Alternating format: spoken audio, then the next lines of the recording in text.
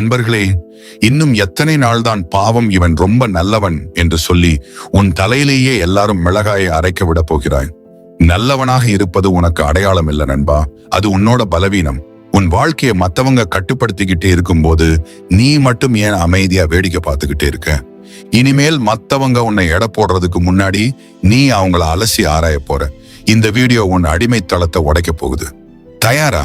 இப்போ நான் சொல்ல போற இந்த விஷயங்களை எல்லாம் நீ கேட்டுட்டு அப்படியே விட்டுட்டு போலாம். ஆனா ஒண்ணு மட்டும் நல்லா ஞாபகம் வச்சுக்கோ, நீ இதை தூக்கி எறிய துணிய மாட்ட. ஏன்னா உன் மனசுக்குள்ள தெரியும் நீ மாத்திக்க வேண்டிய நேரம் வந்துருச்சுன்னு. குறிப்பா விதி 7 மற்றும் 8 ரொம்ப முக்கியம் நண்பா. அதை நீ தவற விட்டா உன் வாழ்க்கையில கிடைக்க போற ஒரு மிகப்பெரிய வாய்ப்பை எழுந்துடுவ. யோசிச்சு பாரு, அந்த ஒரு சின்ன மாற்றம் உன்னை எங்க கொண்டு போய் நிறுத்தும்னு. வீடியோவோட முடிவுல உனக்காக ஒரு 7 நாள் சவால், 7 டே சேலஞ்ச் காத்துட்டு இருக்கு. அந்த 7 நாட்களை நீ ஒழுங்கா பயன்படுத்திட்டா உன்னை யாராலையும் வீழ்த்த முடியாத ஒரு மனிதரா நீ மாற முடியும். அது உன்னோட அதிகாரம். அதை நீ தான் மீட்டு எடுக்கணும். இதுவரைக்கும் நீ பொறுமையா கேட்டதுக்கு நன்றி. நம்ம மைண்ட் ரீஃப்ரெஷ் தமிழ் சேனலுக்கு நீ புதிய விருந்தினரா இருந்தா இப்பவே சப்ஸ்கிரைப் பண்ணி இந்த குடும்பத்துல ஒருத்தனா சேர்ந்துக்கும். மறக்காம அந்த பெல் ஐகானையும் தட்டி விடு. ஏன்னா இனி வரப்போற ஒவ்வொரு வீடியோவும் உன்னோட வாழ்க்கைக்கான ஒரு வெப்பன். இப்ப வாங்க, நேரத்தை வீணாக்காம நம்ம சாணக்கியரோட அந்த ராஜதந்திர உலகத்துக்குள்ள போவோம். பகுதி 1, வினாவிற்கு பின் வினா, த questioning கேம். நண்பர்களே, உன்னை சுத்தி இருக்கிறவங்க உன்னை ஒரு பொம்மை மாதிரி வச்சுக்கிட்டு ஆட்டுவிக்கிறத இன்னும் எத்தனை காலம் வேடிக்கை பார்க்க போற? உன்னை அடக்கி ஆள நினைக்கிறவங்க முன்னாடி நீ ஏன் இன்னும் மௌனமா இருக்க? உன்னோட வாழ்க்கையை எடை போட அவங்களுக்கு யார் அதிகாரம் கொடுத்தது? இன்னைக்கு உன்னோட அந்த அடிமைத்தளத்தை உடைக்க போற முதல் ஆயுதம் வினாவிற்கு பின் வினா. உன்னோட வலி உனக்கு மட்டும்தான் தெரியும். ஆனா அதை மத்தவங்க தங்களுக்கு ஏத்த மாதிரி பயன்படுத்திக்கிறாங்க. நீ கேள்வி கேட்காம இருக்கும்போது உன் ஈகோ காயப்படுது, உன் மரியாதை குறையுது. இத தூக்கி எறிய நீ முதல்ல எதிராளியோட கேள்விகளுக்கு பதில் சொல்றதை நிறுத்தணும். உளவியல் ரீதியா பார்த்தா கேள்வி கேட்கிறவங்க தான் அந்த இடத்தோட ராஜா.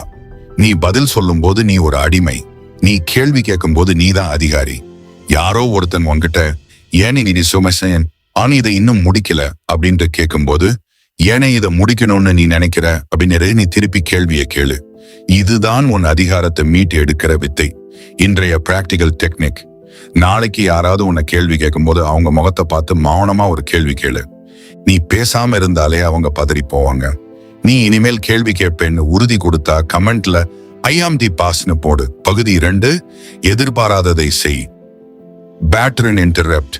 மத்தவங்களோட கேள்விகளுக்கு பின்னாடி இருக்கிற ஆபத்தை உடைச்சு அவங்களுக்கே திருப்பி கேள்வி கேட்கிற வித்தையை நீ கத்துக்கிட்ட.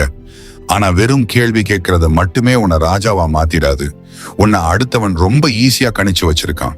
நீ எப்ப கோவப்படுவ, எப்ப அழுவ, எப்ப கெஞ்சுவன்னு அவனுக்கு அக்குவேறு ஆணி வேறா தெரியுது. உன்னோட இந்த பலவீனமான புத்தியை வச்சுதான் உன்னை அவங்க ரொம்ப மலிவா எடை போட ஆரம்பிக்கிறாங்க. இதை உடைக்கும் பிரம்மாண்டமான ராஜதந்திரம் தான் எதிர்பாராததை செய். ஒருத்தன் உன்னை அவமானப்படுத்தும் போது நீ கோபப்படுவன்னு அவன் காத்துக்கிட்டே இருக்கான். அவன் உன்னை திட்டும் போது நீ அமைதியா அவனையே பார்த்து ஒரு நக்கல் சிரிப்பு சிரிச்சா அங்க என்ன நடக்கும்னு யோசிச்சிருக்கியா? அவனோட மொத்த ஸ்கிரிப்டும் அங்கேயே காலி. காட்டுல ஒரு வேட்டையாட போற புலி மான் எந்த பக்கமா ஓடும்னு கணிச்சுதான் பாயும். ஆனா அந்த மான் நேரா ஓடாம திடீர்னு எதிர்பாராத பக்கத்துல திரும்பி ஓடுச்சுன்னா புலியோட கணக்கு தப்பிடும். நாளைக்கு உன் ஆபீஸ்லயோ இல்ல வீட்லயோ உன்கிட்ட யாராவது சண்டைக்கு வர்றாங்கன்னா எப்பவும் போல கத்தாது. அவங்க பேசி முடிக்கிற வரை மௌனமா கவனி. அவங்க பேசி முடிச்சதும் எந்த எமோஷனும் இல்லாம சரி வேற என்னன்னு மட்டும் கேட்டுட்டு உன் வேலையை பாரு. அவங்க மூளை அங்கே பித்து பிடிச்சிடும். நீயும் உன்னோட பேட்டர்னை உடைச்சு ஒரு புத்திசாலியா மாற தயார்னா இப்பவே கமெண்ட் பாக்ஸ்ல ஐ ஆம் அன்பிரெடிக்டபிள்னு டைப் பண்ணு. பகுதி 3, இல்லை என்று சொல்லாமல் தள்ளி போடு, டிலேயிங் டாக்டிக். மத்தவங்க கேட்கிற ஒவ்வொரு சிறு உதவிக்கும் நீ சரி என்று தலையாட்டுவது உன் நேரத்தை மட்டும் திருடவில்லை, உன் மரியாதையையே தூக்கி எறிய வைத்து கொண்டிருக்கிறாய். நீ எல்லாவற்றிற்கும் ஆம் சொன்னால் மக்கள் உன்னை உன்னுடைய திறமைக்காக அல்ல, உன்னுடைய மலிவான கிடைக்கும் தன்மைக்காக மட்டுமே மதிப்பார்கள். அதை நீ உடனே நிறுத்தணும். சாணக்கியர் கூறுவார், காலம் ஒரு நதி, அதை வீணடிப்பவன் தன் வாழ்நாளை வீணடிக்கிறான். நேரத்தை மேலாண்மை செய்ய தெரியாதவன் தன் அதிகாரத்தை இழக்கிறான். யாராவது வேலை கேட்டால் நான் இப்போ ஒரு முக்கிய வேலையில் இருக்கிறேன், நாளை இதை பற்றி பேசலாம் என்று சொல். இது இல்லை என்று சொல்லாத நேரடி மறுப்பு. தள்ளி போடுதலே நீயே முடிவெடுக்கும் அதிகாரம். Triple filter test. 1. இது என் லட்சியத்திற்கு தேவையா? 2. இது என் நேரத்திற்கு மதிப்பு தருகிறதா?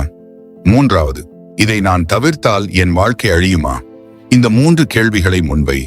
இனிமேல் எதற்கும் யோசிக்காமல் சரி என்று சொல்ல மாட்டேன் என்று உறுதி அளித்தால் கமெண்டில் ஐ வேல்யூ மை டைம் என்று போடு. பகுதி 4. மற்றவர்கள் சொல்லும் கதையை திருத்து. rewrite the narrative. உன்னை சுற்றியுள்ள உலகம் உன்னை பற்றி ஒரு தவறான பிம்பத்தை உருவாக்கி வைத்திருக்கிறது.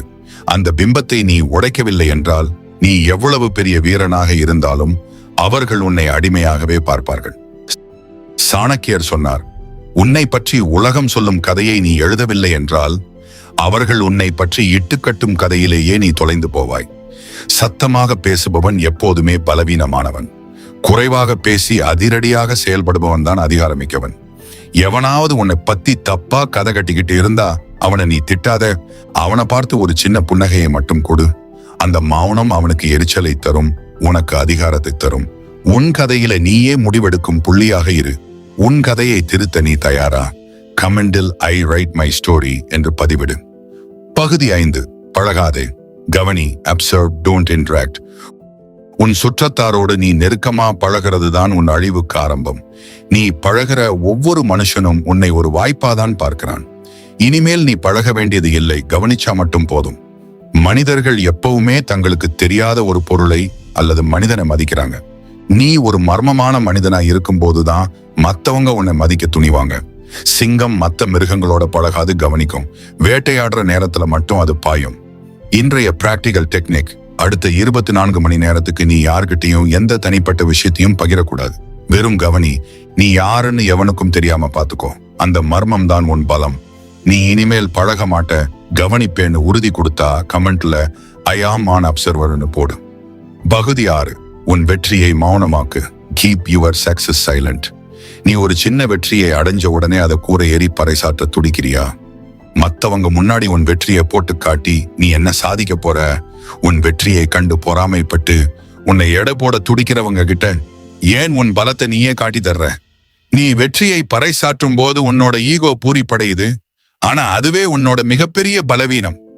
ஒரு புலி வேட்டையாட போறத காட்டில் உள்ள எந்த மிருகமும் முன்கூட்டியே அறியாது. அதுதான் புலியோட ராஜதந்திரம். உன் வெற்றி இடி முழக்கமா இருக்கட்டும், ஆனா அந்த சத்தம் உன் செயலில் மட்டும் இருக்கட்டும். நீ இனிமேல் உன் வெற்றியை மௌனமாக்குவேன்னு உறுதி கொடுத்தா கமெண்ட்ல சைலண்ட் கான்ஃப்ரோட்னு போடு. பகுதி 7. உதவியை ஒரு பரிமாற்றமாக மாற்று. Make help and exchange. ஒரு உதவி வாங்கும்போது ஏன் உன் சுயமரியாதையை அடகு வைக்கணும்? நீ உதவி கேட்கும் விதம் உன்னை ஒரு யாசகன் ஆக்குதா அல்லது ராஜாவாக்குதா? உண்மையான அதிகாரம் யார்கிட்ட இருக்குன்னா மத்தவங்க கிட்ட இருந்து உதவி வாங்கி அதை ஒரு வியாபாரமா மாத்த தெரியறவன் கிட்ட தான் இருக்கு. நீ ஒரு உதவி கேட்கும் போது அவருக்கு பதிலுக்கு நீ என்ன தரப்போறன்னு முன்னாடியே சொல்லு. அப்போ அவன் உன்னை உதவி வாங்குபவன்னு பார்க்க மாட்டான், ஒரு பிசினஸ் பார்ட்னர்னு மதிப்பான். சாணக்கியர் சொன்னார், கொடுக்காமல் எதையும் பெற நினைப்பவன் முட்டாள், கொடுத்து பெறுபவன் அறிவாளி, பரிமாறி வளர்ந்து கொள்பவன் தான் அரசன். நீ இனி உதவி கேட்க மாட்ட, பரிமாற்றம் செய்வேன்னு உறுதி கொடுத்தா கமெண்ட்ல ஐ ஆம் அ பார்ட்னர்னு போடு. பகுதி 8. நீ யாரையும் மாத்த முடியாது, உன்னை நீ மாத்திக்கொள். உன்னை சுத்தி உள்ளவங்களை மாத்த நினைச்சு நீ உன் நேரத்தையும் அதிகாரத்தையும் வீணடித்து கொண்டிருக்கிற. ஒரு நரிய புலியா மாத்த முடியுமா? நீ உன் கூட இருக்கிறவங்க மாறணும்னு அவங்க பின்னாடியே சுத்திக்கிட்டே இருக்க. உன்னை மாற்றிக்கொள்வது பிரபஞ்சத்தை வெல்வது போன்றது. மற்றவர்களை மாற்ற நினைப்பது வெறும் கற்பனை. மாற்ற முடியாதவர்களை எதிர்ப்பது மன அழுத்தத்தை மட்டுமே தரும். அதை தள்ளி வைப்பதே புத்திசாலித்தனம். நீ மாறாமல் எவனையும் மாற்ற முடியாது. இது உன் அதிகாரம். உன்னை நீயே மாற்றிப்பாயின்னு உறுதி கொடுத்தா கமெண்டில் மாஸ்டர் ஆஃப் மை செல்ஃப் என்று டைப் பண்ணு. பகுதி 9. ஆமாம் என்பதன் விலையை குறை. தி ரேர் வேர்ட் ரூல். எதற்கெடுத்தாலும் ஆமாம் என்று தலையாட்டிக் கொண்டு தெரியும் உன்னுடைய அடிமை மனநிலைதான் உன்னை எவனும் மதிக்காமல் இருக்க காரணம். ஒரு விஷயத்தை நீ எளிதா சொல்லிட்டா அதுக்கு மதிப்பு எங்க இருக்கும்? எல்லாத்துக்கும் ஓடி வந்து ஆமாம் சொல்றவன் வேலைக்காரன். எப்போது சொல்ல வேண்டும், எப்போது மறுக்க வேண்டும் என்று முடிவு செய்பவன் தான் எஜமானன். நீ எஜமானனா இருக்க போறியா அல்லது வேலைக்காரனா இருக்க போறியா? உன் ஆமாம் உன்னுடைய அதிகாரம். அதை விலை கொடுத்து தர தயங்காதே. உன் வார்த்தையின் மதிப்பை உயர்த்த நீ தயாரா? கமெண்டில் மை வேர்ட்ஸ் மை பவர் என்று உறுதிமொழி கொடு. பகுதி 10. உணர்ச்சிகளின் எஜமானனாக இரு. Master your emotions. கோபப்பட்டா நீ அடிமை, அழுதா நீ பலவீனமானவன், பயந்தா நீ கோழை. உன் உணர்ச்சிகளை மத்தவன் தூண்டிவிட்டு உன்னை தன்னோட தேவைக்கு ஏத்த மாதிரி ஆட்டுவிப்பத இன்னும் எத்தனை காலம் வேடிக்கை பார்க்க போற? ஒரு கடல் சீற்றமா இருக்கும்போது கப்பல் கவிழ வாய்ப்பு இருக்கு. ஆனா கடலோட ஆழத்துல எந்த அமைதியின்மையும் இருக்காது. நீயும் அப்படித்தான். மேல எது நடந்தாலும் உள்ளுக்குள்ள நீ அசைக்க முடியாத ஒரு பாறையா இருக்கணும். இன்றைய பிராக்டிக்கல் டெக்னிக், யாராவது உன்னை திட்டும் போது 3 வினாடி மௌனமா அவங்க கண்ணை பார்த்துட்டு அப்புறம் மெதுவா பேசு. அந்த 3 வினாடி உன் எஜமான நிலையை உறுதிப்படுத்தும். இனிமேல் என் உணர்வுகளுக்கு நான் தான் எஜமானன்னு உறுதி கொடுத்தா கமெண்ட்ல ஐ ஷாம் தி மாஸ்டர்னு போடு. 7 டே மாஸ்டர் மைண்ட் சேலஞ்ச் நண்பா. இப்ப நீ தத்துவங்களை எல்லாம் கத்துக்கிட்ட, ஆனா இதெல்லாம் உன் இரத்தத்துல கலக்கணும். அதுக்குதான் இந்த 7 நாள் சவால். நாளையில இருந்து இந்த சவாலை நாம ஆரம்பிக்கிறோம். நாள் 1 மௌன போர். அடுத்தவர் என்ன கேட்டாலும் உடனே பதில் சொல்லாத. 5 வினாடி மௌனமாக கவனி. நாள் 2 தி கொஸ்டினிங் கேம். யாராவது உன்னை எடை போட முயன்றால் ஏன் இதை கேட்கிறாய் என்று கேள். நாள் 3 அதிர்ச்சி வைத்தியம். நீ கோபப்படுவாய் என்று நினைக்கும் இடத்தில் அமைதியாகச் சிரி. நாள் 4 ஆமாம் தவிர. இன்று முதல் தேவையில்லாத எந்த ஒரு விஷயத்திற்கும் ஆமாம் சொல்லாதே. நாள் 5 கவனிப்பு. Master observer. யாருடனும் தேவையில்லாமல் பழகாதே, வெறும் கவனிப்பு மட்டும் செய். நாள் 6 மௌன வெற்றி. Silent win.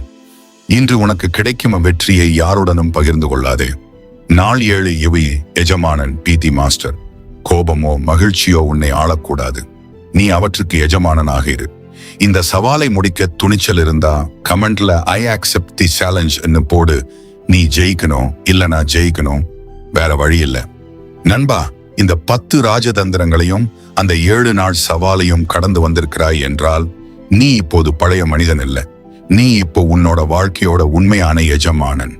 இந்த சாணக்கியரின் ராஜதந்திரங்களை நீ கையில் எடுக்கும்போது உன்னை வீழ்த்த இந்த உலகில் எந்த சக்தியாலும் முடியாது. நம்ம மைண்ட் ரிஃப்ரெஷ் தமிழ் குடும்பத்தில் இணைந்ததற்கும் இவ்வளவு பொறுமையாக உன்னை செதுக்கிக் கொண்டதற்கும் நன்றி. உன் வெற்றி பயணம் இப்போதான் ஆரம்பமாகுது.